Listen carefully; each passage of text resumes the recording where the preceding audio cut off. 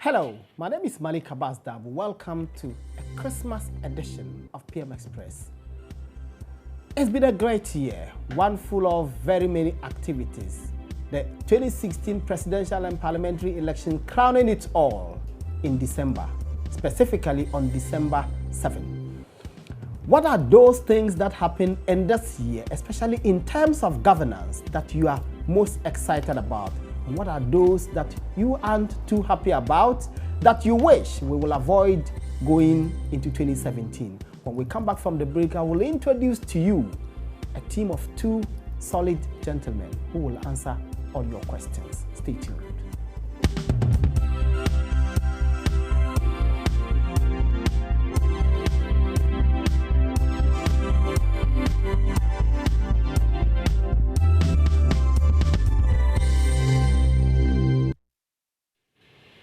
You're welcome back. You're watching PM Express. Today we are talking governance. What are those governance decisions and actions and activities that happened in the year 2016 that you are too excited about and those that you are unhappy with?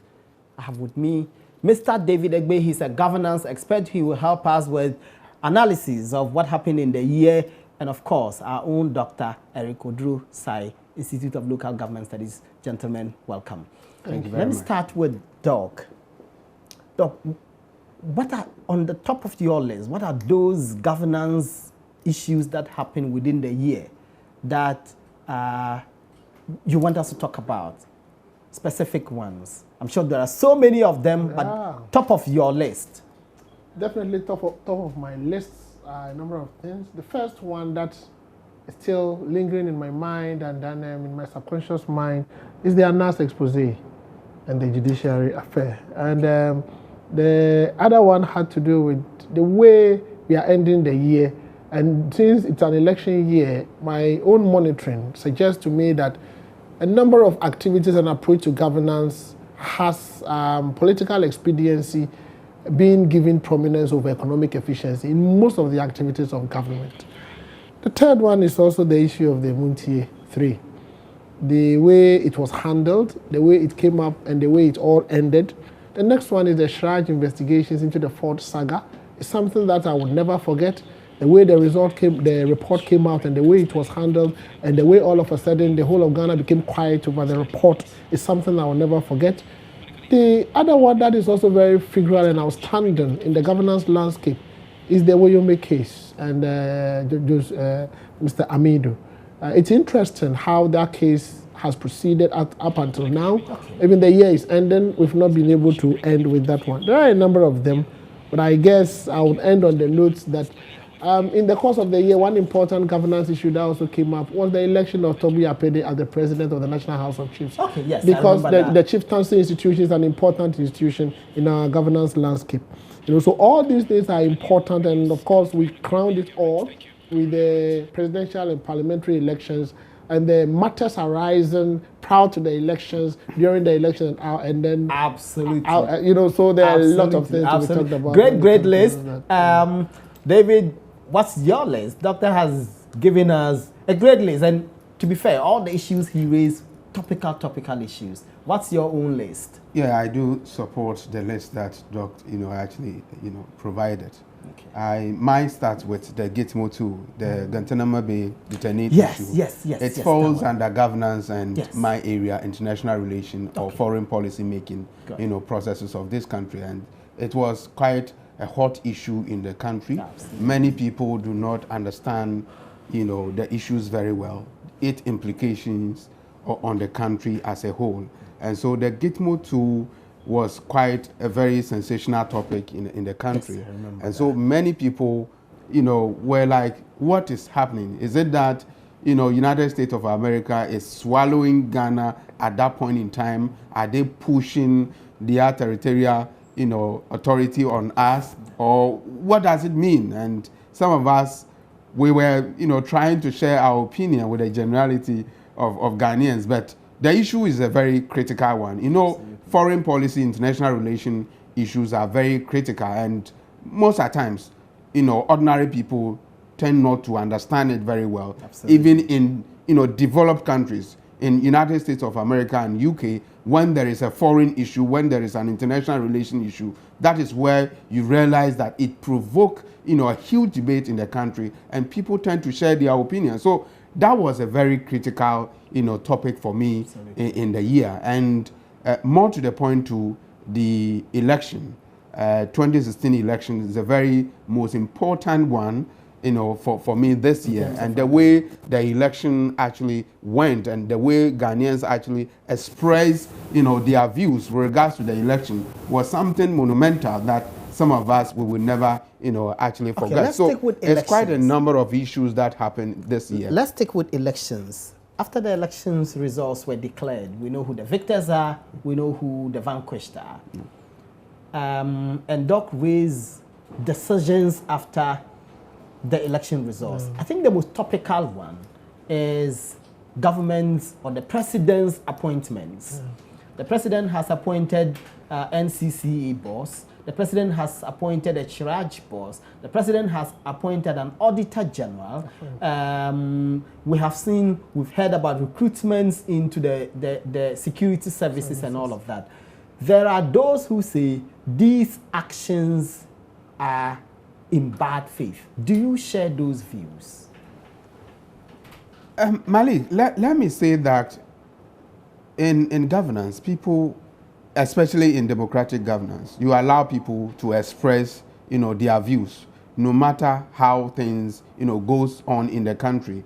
We are not in authoritarian system of governance. Absolutely. So information has to flow from the top to the bottom, or information can also flow from the bottom to the top, especially in democratic system of governance. So free flow of information is very important, and citizen participation in our governance process is quite critical. So people could describe it as what? Bad faith, but looking at it from a purely point of governance and purely from a political science point of view, I think that one of the key things that in political science we do believe sincerely is the fact that when an issue happens in a country, the bottom line, what need to define the pace is the constitution, the law. And so in what Woodrow Wilson and co. will tell you that every citizen, and especially in governance, you owe it a responsibility to the constitution and to the law. And so when the issue come up, you pick your constitution and read it and appreciate it. Is the person making the decision based on the constitution, or is the person flouting the rules of the game? If the person is flouting the rules of the game, then you know that it has a certain dire consequences on the country. But if the person is using the constitution and working according to the ethics of the constitution, then you need to be able to analyze it very well, whether such a decision, he has that mandate, he has that constitutional mandate to do it or not to do it. So for you, to the extent that the decisions were taken within the law, it's fine? For me, from that point of view, from politics point of view, I am not looking at it from people who are raising the issue of, bad faith, morality here and there. And it is not about moral issue. It is about a constitutional issue. Yes. So any political scientist or any governance expert discussing an issue, you only need to pick your constitution and look at it. And by the constitution, Mr. Mahama remains president until January 7th. Fantastic. And if you read the articles in the constitution, especially Article 70 and 71, it spells out what the president needs to actually do. And so when you read about it, you identify that Strach, the person over there, needs to be appointed by the president in consultation with the Council of State. The Strach, the NCCE, and the Auditor General, all those people listed in the Constitution has to be appointed by one person in consultation of Council of State, and that person is the president. What do you say to those who say there's a transition law, there is a transition act? Transition act requires the government, president, ministers, to present to a body set up by the Constitution whatever notes from the ministries, departments, and agencies they are handing over notes should be submitted 30 clear days before the elections. This constitutional provision was not respected. So if you use the law and say, I have a mandate to appoint people, the law also requires that before you even go into the election, 30 days before that, present your handing over notes to the Administrator General. That didn't happen. It is true. So you can't pick and choose when it comes to the law. This is the Presidential Transition Act. Yes. 845. And Chapter 6, or if I could call Article 6, speaks about what you made mention, that 30 days, it has to be submitted to Parliament. The Administrator General. Yes, Administrator General, copies to Parliament, Council of State, Madam Georgina Wood, that is Chief Justice. Chief Justice, and then National Archives Administration. National Archives Administration. SHRAD, yes, all those institutions need to have the copy. That didn't happen in this case. They didn't. And which I think that the president and his, if I could use the word, subordinates, they couldn't help the president in that. As late as last week, even the one from the presidency had not been submitted. They should have done that before the elections. By end of November, those information should have been forwarded to the Administrator General so that he could also send copies to Parliament and other, those agencies as numerated. But they didn't do that. So I think that there are certain flaws in there which we need to identify the gaps in the transitional bill and be able to close such a gap so that it does not happen again in 2020 or 2024 or any subsequent year. So there are certain gaps in there which the government... But it's not a gap. There's a clear provision that has not been respected. So it's not a gap in the law. It has not been respected. But then the point also needs to be emphasized that when you take this presidential transition bill and the constitution it's is not supreme. An act, a transition act. Yes, so this one is the supreme law of the country. And so this one gives a clear mandate to what the president needs to do at a certain particular but the fact that it's a subordinate law doesn't mean that it can be violated. These are what we call other laws. Yeah, I'm saying that it's a subordinate law. It doesn't mean that it can be violated. At all. Right. And I am not even 1 minute saying that what the government did is correct. It's wrong.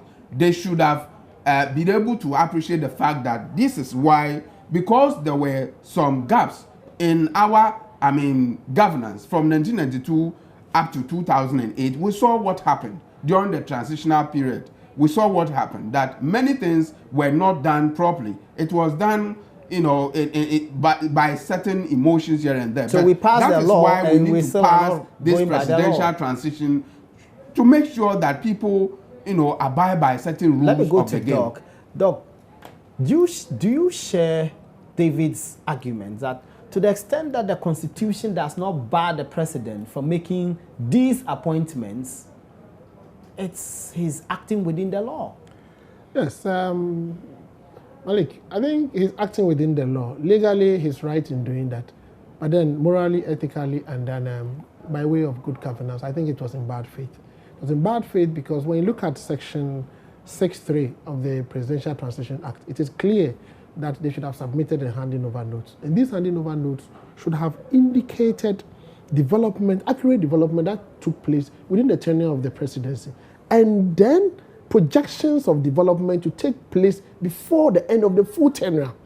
So that if the handing over had been submitted, what it means is that we will know what has happened in the past up until the 31st October.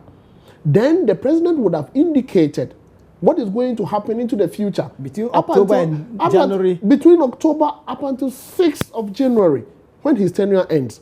And I'm very positive that this appointment would have been indicated there. If it was intended that they would be done within this period. So then doing it would have been a normal thing. Because it would have been in the notes. As it were, these handing over notes were not made available. So technically, the other party to the transition team may not know the outstanding activity to be undertaken. The very first meeting of a transitional team requires of them to meet and then develop rules of engagement.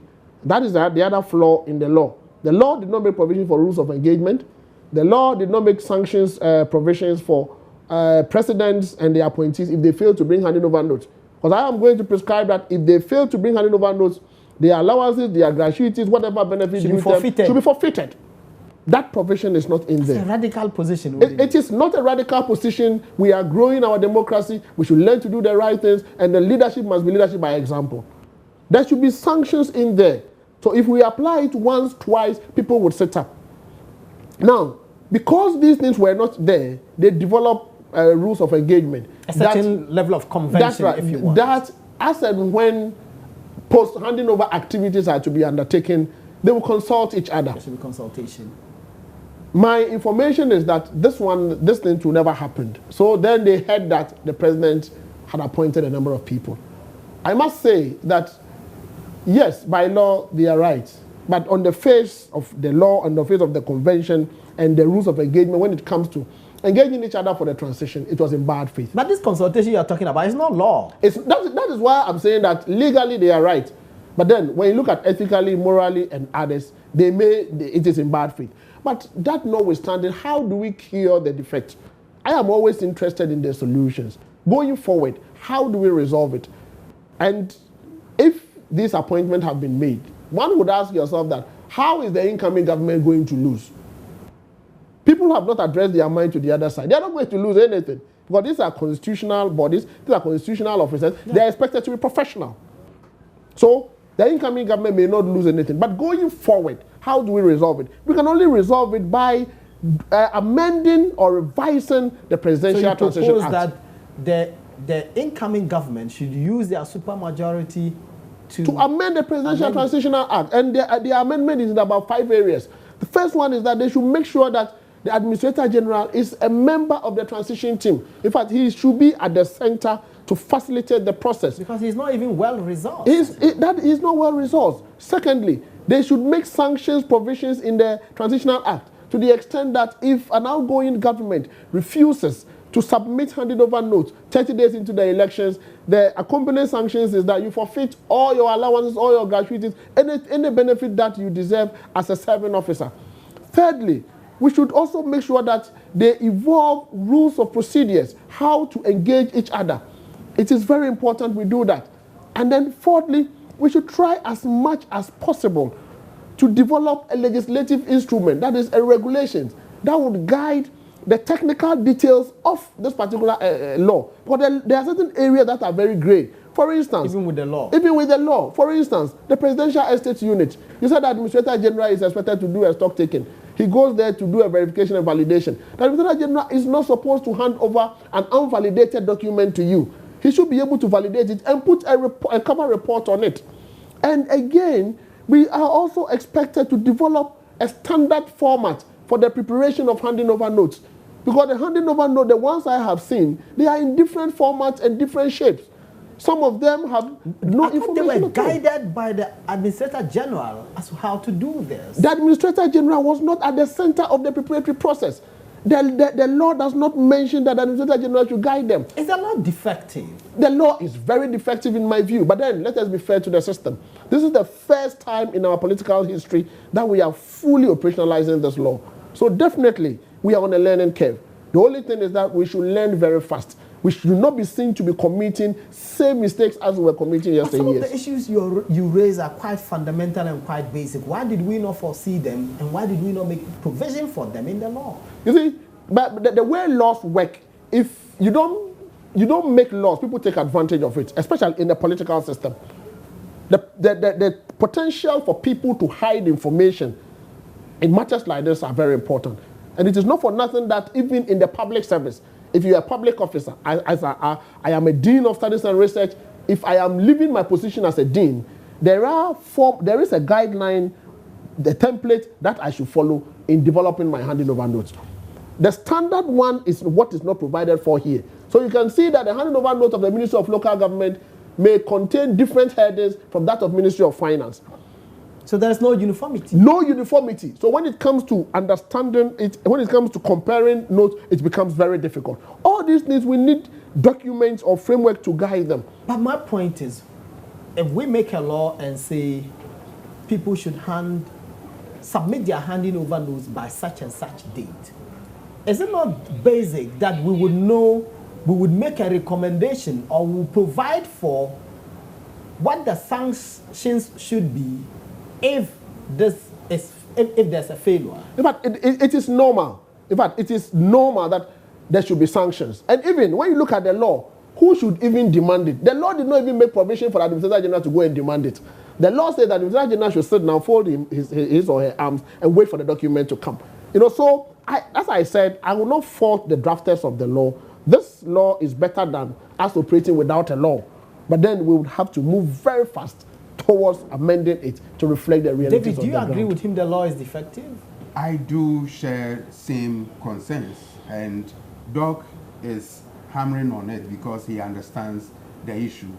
And that is why I like to debate with him, because he's a political scientist and a lawyer. And when you have such a personality, it makes discussion. He's all round. Exactly. And I must say, in politics, one thing that all of us needs to understand is that when we talk about morality, ethics, all those things, they are part of politics. But when it comes to constitutional, way of governing a country, the issue of morality in this country, people talk about, oh, common sense, common sense.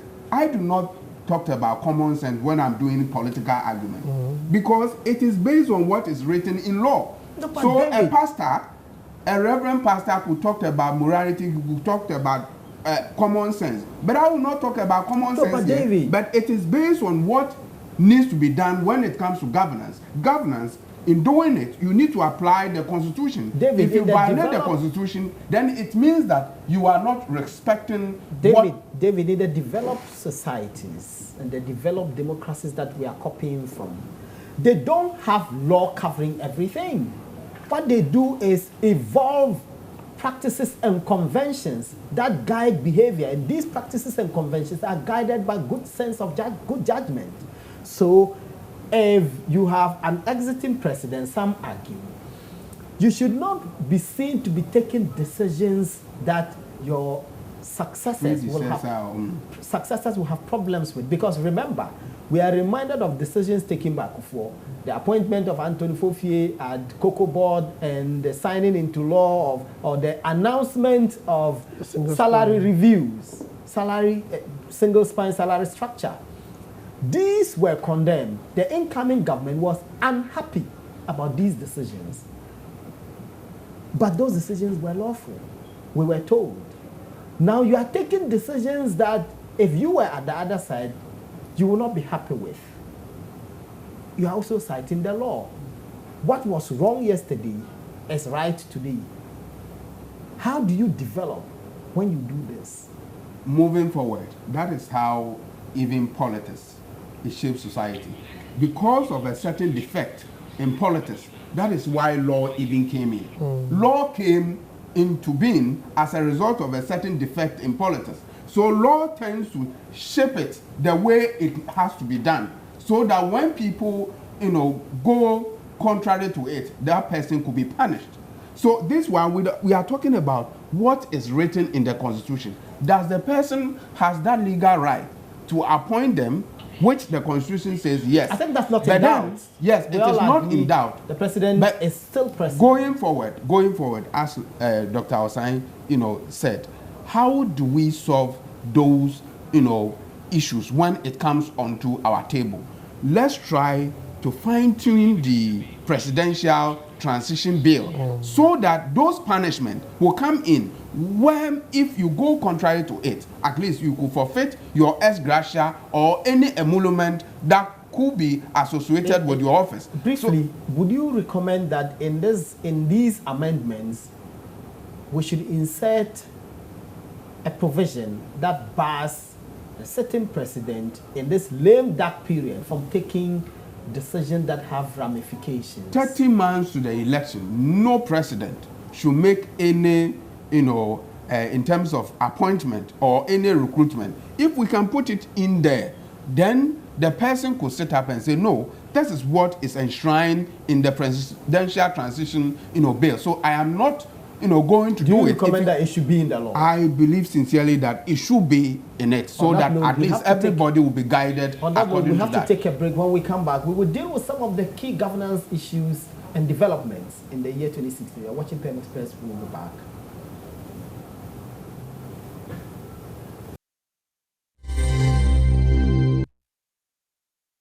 You're welcome back. We are watching PM Express and we are discussing governance issues in the year 2016. My guests are Mr. David Agbe and Dr. Eric Odrosai. Doc, earlier you were talking about the appointments of Chiraj and all of that. Let's deal with Chiraj. And you said there's no evidence really that the incoming government will have any problems with Chiraj. But Chiraj investigated the sitting president over some allegations.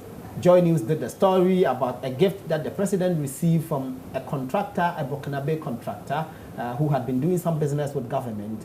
Questions were raised about the propriety of the reception of that gift.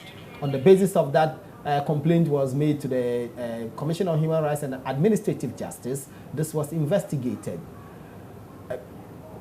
What would you say was, for you, how would you analyze or assess the investigation, the report, and the response to it?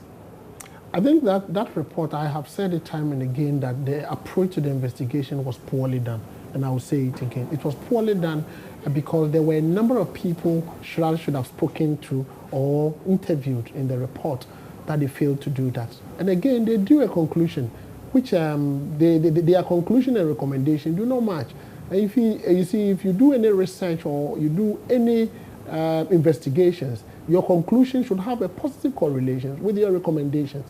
If you conclude that the president maybe have breached ABCD, what is your recommendation then? Okay, because they said that receiving the gift breached the gift policy. So that's what I'm saying, that receiving the gift was in breach of the gift policy. But the policy is not a law. So the policy is not a law, but I violation. believe that the policy made sanctions recommendations that if you break because if any of the president appointees had break the policy and the president was in the position to apply the policy, the sanctions in the policy, how would the president have done that?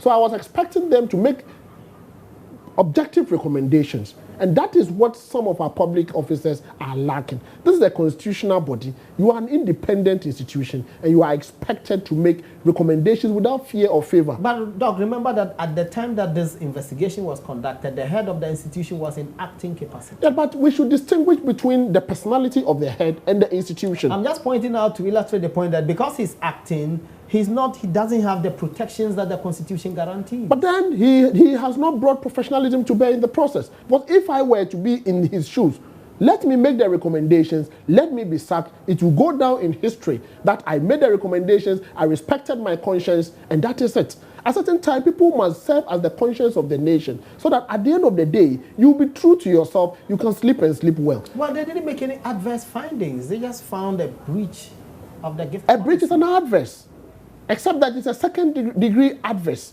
So once you make a conclusion that the president has breached his own gift policy, you then have to make a recommendation as to the sanctions that should go with it. We all know that a sitting president cannot be sent to court. A sitting president cannot be prosecuted. But then it would be a very good precedent for up-and-coming president or future president to know that the Chiraj can go all out and then conduct investigations. If they draw a conclusion that you have breached the policy, they will make a recommendation. In fact, make the recommendations and let the government say that they will not implement it. David, you followed that investigation as well, I would imagine. Yes, I did. Do you think there was anything wrong with them saying, well, receiving this gift breached the gift policy, but there couldn't be any punitive, there couldn't be any sanctions? I think it was obvious that the president actually breached the gift policy.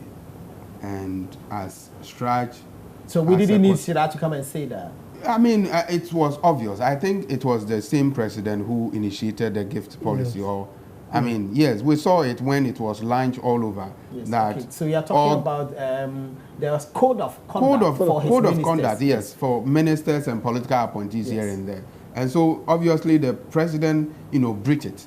And we were expecting that Chiraj could have been more, stronger in terms of their recommendations. But they were. The fact that they said that this action breached in itself, they deserve some commendation. Yes, it deserves some recommendation. But I think that what needs to be done was that, yes, the Chiraj boss, he was in acting capacity. And if you are in acting capacity, you always need a goodwill from that political appointee so that, you could be given a certain recognition. Do you think that the politicians deliberately keep these people in acting capacities to kind of tie their hands? Because we saw the Kufuor government and Anna Bosman, she was never confirmed. She remained in acting capacity. Of course, there was a substantive Chiraj boss, Emil Short, who was out of the country at the time. Politicians normally do that, and it is enshrined in the field of public administration. Woodrow Wilson, he is an authority when it comes to political administration. He said it clearly that at times it becomes very difficult for you to dichotomize between a public administrator and a politician.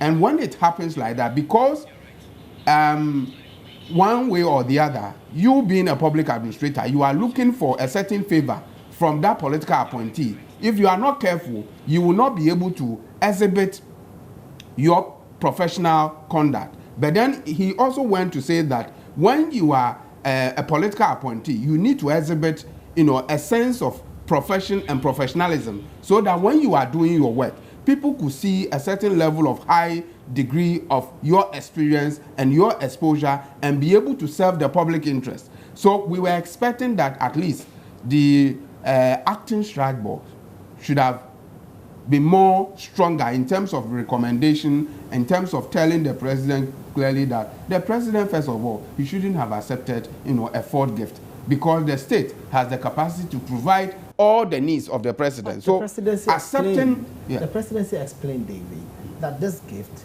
even though it had been received, it had been added to the pool. Yes, but was it made to the public? The debate, the issue came out before the president came out to, announce to the whole country that yes, it has been added to the pool. But if somebody, from Burkina, to give a car to our president, we were expecting that the president will announce it to, all of us that yes. Why would he?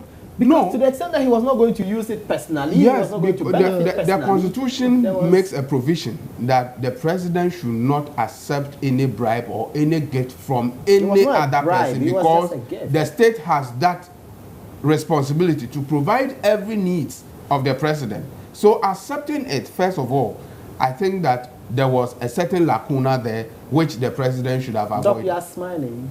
I think there are two things in law. That's why a judge can say that you have been accused of attempting to steal and stealing. There are two different offenses. Receiving and putting the vehicle in the pool are two different things. You should not have received it in the first place. It is on record that the first president of this republic, Kwame Nkrumah, was given a gift. The land on which Peduasi Lodge sits today was given to him as a person, a gift. Officially, publicly, he handed it over to the state for the construction of Peduasi Lodge. He announced it.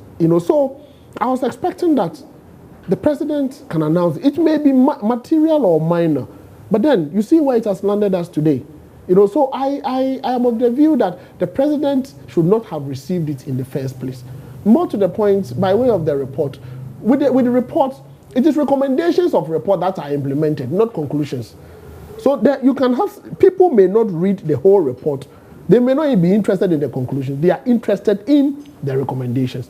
So if your conclusions are not in sync with your recommendations, you've done a great disservice to us as a country. And I will not be surprised if in future the report is reviewed by any government. Okay. And Malik, let me just add this. It doesn't mean that presidents all over the world do not accept gifts. They do accept, gifts, but then they make it, public for more like everybody to know that yes, the president has accepted a gift from so and so person. I do recall in diplomacy, many presidents, United States, UK, and all, they do accept gifts. But there's a value on the gift that you can accept. There is. Even we were reviewing our relationship with United States of America, and at a certain point in time, we got, was it 1983 thereabout, former President Rawlings even gave a gift to senior George Bush. And even, was it Reagan? We call it scarf diplomacy. They went into a funeral at Japan. Hirohito's, funeral. And former President Rawlings saw that Bush was actually, shivering because of the weather over there. And so what he did quickly was to extend a scarf to that gentleman, that president. And so they call it scarfed, diplomacy. They thought that it is only China. And so they say, oh, China gone, they do that. But they never knew that Africa has, such a gift package that they can extend and hand of help. Yeah, even in Ghana here, that we remember the Obama scheme to exactly. Ghana. You remember that Nadu Mills gave a certain watch very to good. Michelle. Yes. That watch is in a museum. It is Manasseh there. went to the US, he saw it. Very well. Listed. Yes. So what I was talking about, the scarf one, it is there as we speak. And people have written so many articles about it. So we were expecting that the president, first of all, he should have announced it that this Burkinabe contractor or whoever it is has given, a Ford gift to the Republic of Ghana. But then the issue came out before the president announced it to the, Ghanaian public. And so there was a bit of, mistake over there, which the president should have avoided. Let's dovetail this into another investigation. Investigations caused by the Chief of Staff, Mr. Julius Deborah. When the Smarties deal, the bus branding became a big issue, became a topical issue. The Chief of Staff wrote to the Attorney General and asked the Attorney General to investigate it. The Attorney General conducted the investigation, submitted a report. Some money was asked to be returned to the state. So we are talking about investigations. When the Chief of Staff said this investigation should be done, what was your own assessment? My assessment, it gave a clear indication that certain procedures were not followed. And so when the issue came out, the Chief of Staff need to intervene, through making sure that the issue is investigated, and then at the end of the day, if somebody is found culpable of not doing the proper thing, that person could be sanctioned or that person could be punished. And the Transport Minister Jiffa Ativo took the fall. Yes. So I guess that she was actually pushed to, resign. You don't think she resigned on her own? No, I do not think What's so. your basis she was for saying that? No, normally I do not think that, Jiffa Ativo herself, but something had happened under her watch, and there was controversy all over the place. I think that she was actually pushed because the president and the Chief of Staff realized that certain things were not done properly. Why is it that when Jiffa Ativo, in Volta region, she was making all kinds of, commentary it was just political comment. She said they shouldn't vote for the MPP because if the MPP came into power, people like her and Fifi Kwete would go to jail. That had nothing to do with Then this. obviously I think that maybe certain things were not done properly in his, her administration. And so that was why she was afraid. Because if you've not done anything, why do you go to that extent of making those comments that, oh, you could be prosecuted here and there? What was your assessment of this? Does it matter to you that the report that the AG submitted to the Chief of Staff was never made public? It matters to me. And I was asking myself a number of questions. One of them is, why should it be the AG that should conduct this investigation? AG, under the Constitution, are expected to take up prosecuting matters on behalf of the state. And under normal circumstances, you could have given it to the police CID, the fraud unit, or you could have given it to try to do the investigation, or Ghana Audit Service could have done the investigation. They give the investigations report to you, you hand it over to AGs, or you prosecute the person. I think it was one of the few cases General is the lawyer that advises the government. Yes, they are They are not an investigative body. They are a legal unit. At the AG's department, they conduct investigations before they go to court. They may not. Yeah, and you are the lawyer. You know. I understand. So why didn't they go to court with the Smarties case? Oh, but there has to be evidence that there was some criminality involved. Definitely, they made a recommendation that there was some element of criminality. But we didn't see the report. How do we know that? So then why did the Honorable Minister resign? This is a selective application of the law. Assuming, without admitting, that... Oh, she took ultimate responsibility. It was not criminality. Is it enough? Ultimate responsibility. Is it enough? There were certain things that were Is it enough to take ultimate responsibility and then resign? That's all. What does it mean to the average Ghanaian? How much have we lost as a nation? How many boreholes would that money have been able to construct? Is it enough? And all we heard was that Smarties has refunded so much. Is it enough to commit a crime and refund? About 1.7 About 1 point something. Had it not been that it has a political color, why should we allow that to go on as a nation? Assuming that those at the center were not to be politicians, they would have gone through the court system and they would have put them behind bars. You know, so we have to be very careful as a nation and make sure that we apply the rules as they are. I think it's rather unfortunate, and looking back, I'm sure they will regret doing that. So Smarties, you don't think that it was properly handled? No, Because it wasn't this is a properly proactive. handled. It was a proactive government decision. They could have just kept quiet about it. No, Malik, initially it was proactive. By the end of the day, when you receive the report, make it public, and then after that, take action on the But what's recommendations. our interest? Our interest is the money that should have returned to the state, and that was happening. Not at all. In criminal law, your interest is to retrieve the money and then apply punitive measures to serve as a deterrent to others. That we missed that opportunity. Well, okay. Well, if they didn't do that, they did that in the case of the SA3, and I think that too is a governance decision.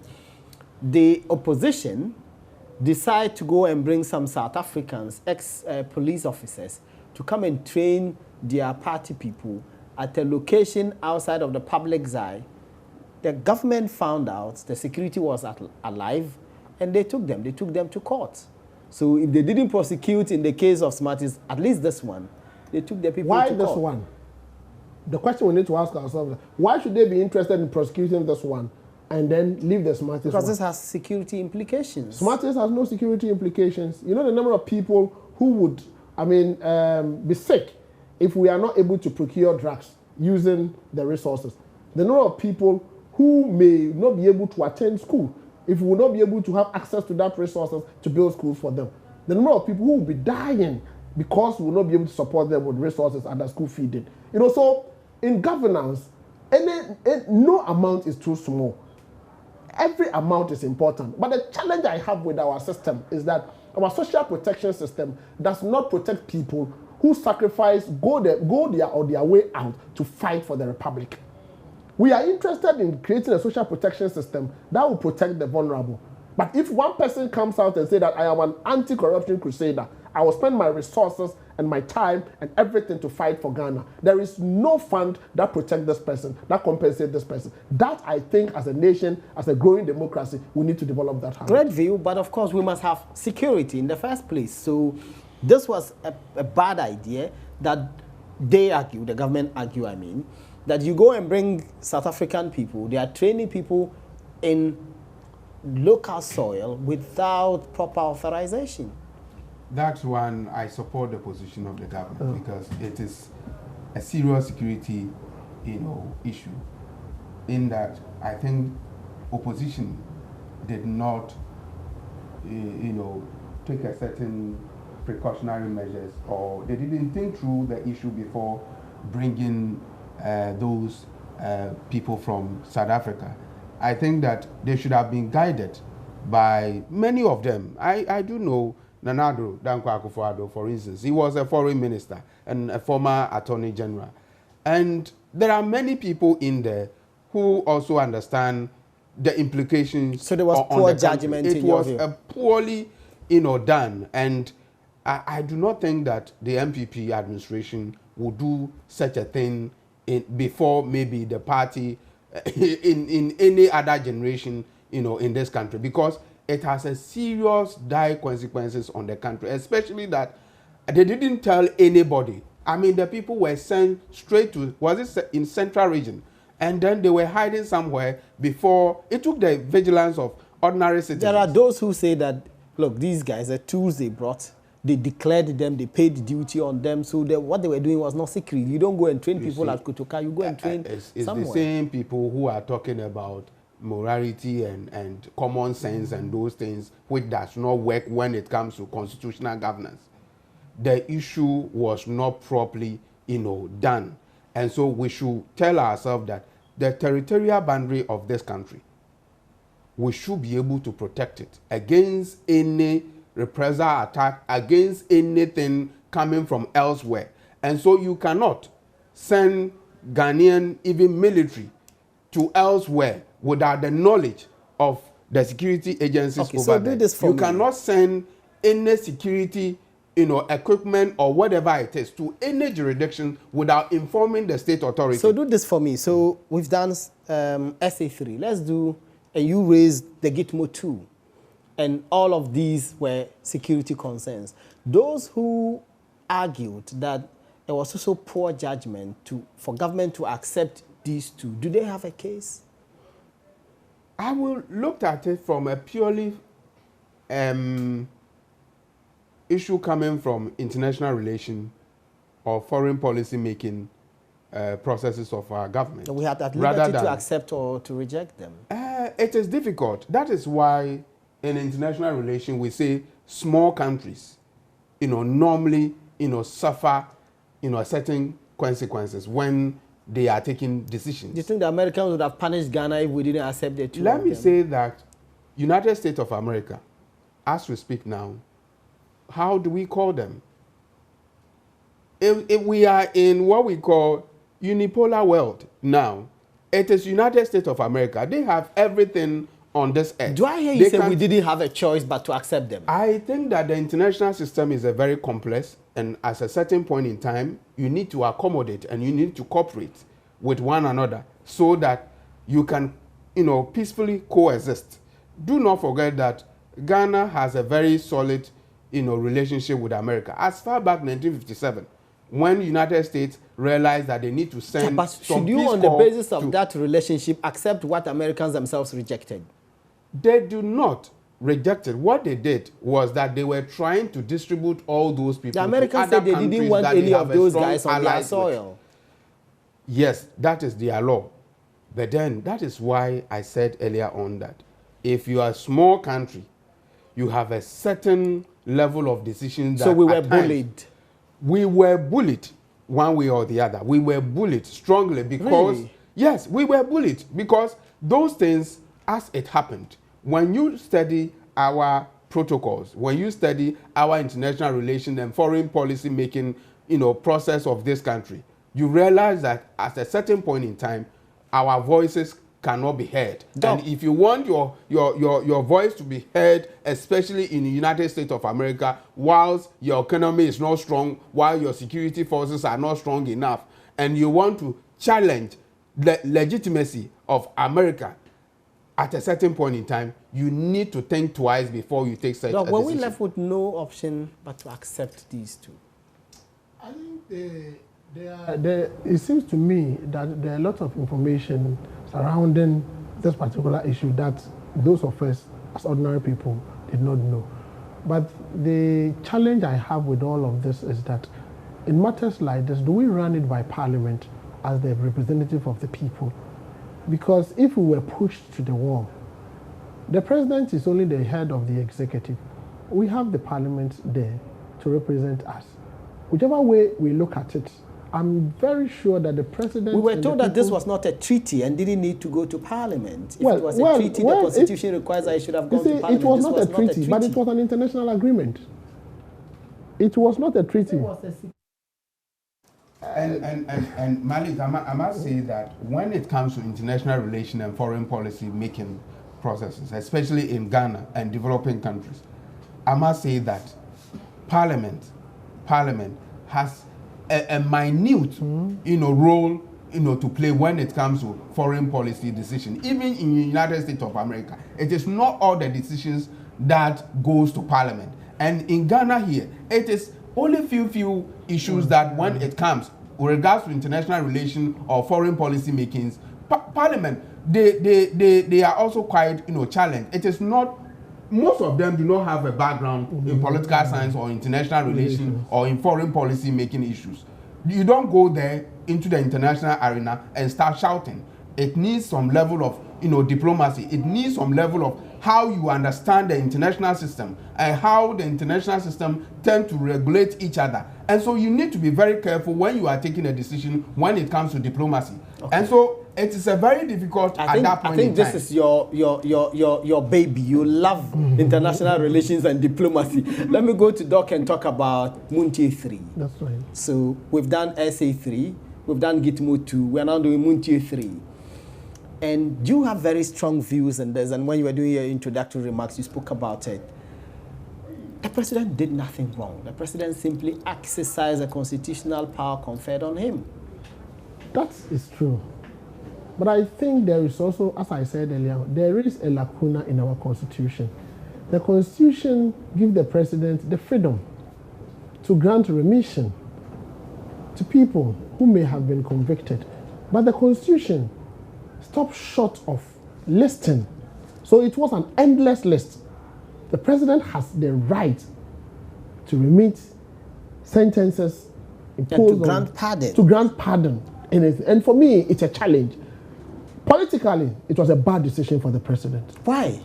I'm saying politically it was a bad decision because, you see, the president allowed political expediency to override his sense of judgment in that view. Because when you look at the arguments that were advanced in favor of the president releasing the Muntie 3, the argument was that these were guys who were communicators of the NDC.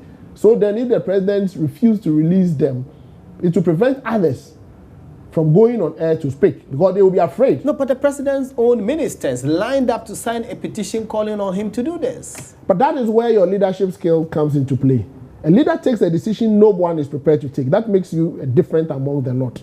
So I was expecting that though his ministers have signed a petition to him, he should explain to them that, look, let us set good examples.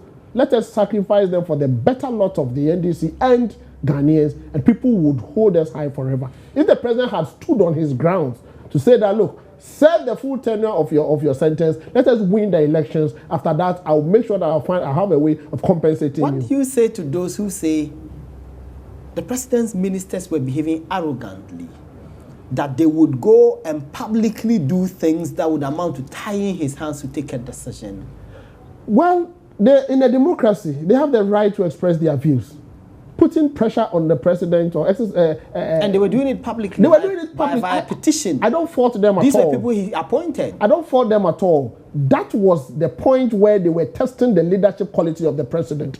Because if you can allow your ministers to influence you into taking a decision which otherwise you being yourself you wouldn't have taken, then you are not supposed to lead them. Why didn't they go to him at cabinet level or at party level? Not all of them are cabinet members. Yes, but for many of them, why didn't they channel their grievances to those who are cabinet members to prevail on him on the quiet? I don't know why they did not do that, but whichever way you look at it, this was a very rare opportunity that I was expecting His Excellency the President to say that, look, I have even received petition from my own ministers. I have received petition from here. Council of State said I should do ABCD, but my own wisdom tells me that this is not the best way to go. I will not do it. David, did the public pressure that they brought to bear on the president, did it enhance governance or it detracted? I think that it actually detracted, our governance and the way we want, our media to regulate itself, and more to the point, not that people go to sit on radio stations or TV stations and start making certain comments which are quite, detrimental. But to be fair, all the ministers and everybody condemned the comments, but they said that the sentences imposed on them on the Muntie 3 by the Supreme Court was excessive. It was excessive, but then that was why I think Dr. Odro was saying that we were expecting the president to exhibit some high level of leadership qualities. But I must also say that a leader who does not have followers is just like, taking a stroll within your own backyard.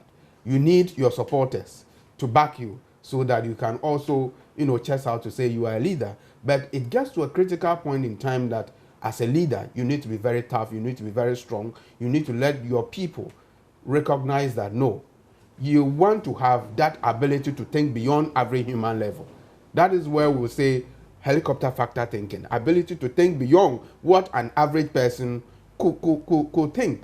And so we were expecting that, pedigree from the president, that he will be able to tell his supporters or his followers that, no, he will not allow those things to happen in the country. But when you talk to party people, David, they tell you it was important for the president to take this decision to energize the party base and get people to work because he was seeking re-election. It was true, but do not forget that the president lost the elections as a result of some of these things. There are so many factors. We don't know that. Yes. No, I am saying that there are so many factors that accounted, to the defeat of the president. And this Montier issue, it went viral. Everybody was talking about it. And so to take a political decision, you need to be able to read through the line and see whether it will give you some political advantage or it will not add anything to you. And I think that the average person in Ghana at that point in time, they were like, no, it was not a good decision at that point in time. So I thought that the president should have weighed the mood and more like the psychological, being of Ghanaians. Doc, you are before nodding. taking such You share a his decision. view? Definitely, I share in his view. I think as a nation, and this should be a precedent and should guide a number of upcoming leaders, that as soon as you win political power, distinguish between the political governance, the government's activities from that of a political party. If you're able to distinguish between it, when you are taking decisions, you take decisions that will inure to good governance, but at certain times maybe to the disadvantage of your party. At the end of the day, you should have a way of explaining to your party.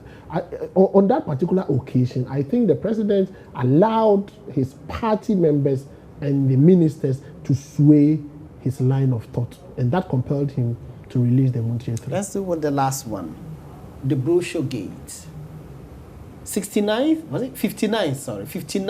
independence anniversary. Splendid program, great performance, excellent speech by the president, but all of that sank under what became known as the brochure gate. Errors in the brochure printed for the anniversary. When you first saw the mistakes on social media, what was running through your mind? I concluded that, again, the government has done its thing again, allowing political expediency to override administrative efficiency. When you are making appointments into public offices, you have to allow competency to override political expediency. It tells me that either there's something fishy in the procurement process, or the leader or the person who is supposed to lead the information service is a political person who may not want to pay attention to detail. But this brochure was actually not printed by the Information Services Department, because the workers came out and said they knew nothing about it. But it was the acting director who was championing the development of the document. I think eventually he was on secondment at the presidency, so he was actually not a duty post at the IS. That is where the political expediency comes in. So as politicians, let us try as much as possible to allow the technical officer to do their technical work. If we want to appoint people into public offices, let us allow competence to override political expediency. David, you share that view? I share that view, absolutely, in a sense that in politics, if you want to succeed, you need to appoint people who can actually assist you in your political administration. If you do not appoint competent people and you want to appoint anybody anyhow, they will do the job anyhow for you. And so, those basic mistakes. Malik, you speak fluent English more than some of us. Oh, wow. And, reading it, you realize that it was of bad, You're saying they should have given me the job. Oh, not exactly, but say it. If you want them to have given me the job, say it. Say it so that in future they give it to you. There are a lot of people in this country who could have done that. Who could have done it, going through line by line, edit it, in a very nice way. The issue went all over the world, and people were just laughing. Should anybody have been punished? I think so. Should anybody have been punished? Definitely, there should have been an administrative sanction. On that note, yeah. Thank you very much, gentlemen. Mr. David Agbe, governance expert, Dr. Eric Odrosai, Dean, Research and Research Studies, at the Institute of Local Government Studies. I've been educated. It's been a fascinating discussion on PM Express. God willing, we will bring you another exciting edition. Until then, my name is Malik Abbas Dabu. Bye-bye.